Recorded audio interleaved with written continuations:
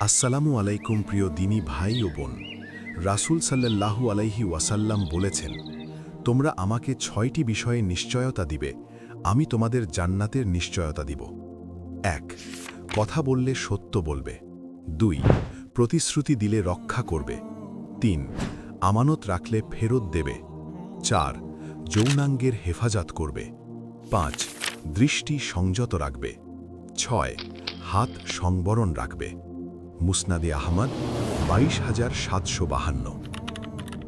৬টি বিষয় বিস্তারিত। সত্য কথা বলা, যখন কথা বলবে মিথ্যা বলবে না।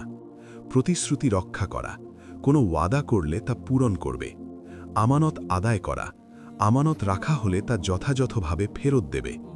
দৃষ্টি সংযত রাখা, চোখকে নিম্নগামী রাখবে, অর্থাৎ যা দেখা উচিত নয় তা দেখবে না। হাত সংবরণ রাখা, নিজের হাত দিয়ে কাউকে কষ্ট দেওয়া বা ক্ষতি করা থেকে বিরত থাকবে। লজ্জাস্থানের হেফাজত করা, সতীত্ব রক্ষা করবে এবং যৌনাঙ্গকে অন্যায় ব্যবহার থেকে বাঁচাবে। এই ৬টি গুণাবলী একজন মুমিনকে জান্নাতের পথে পরিচালিত করে এবং এই কাজগুলো নিষ্ঠার সাথে পালন করলে জান্নাত লাভ করা সম্ভব, যা হাদিসের মূল শিক্ষা। ভিডিও ভালো লাগলে অবশ্যই শেয়ার করবেন ইনশাআল্লাহ।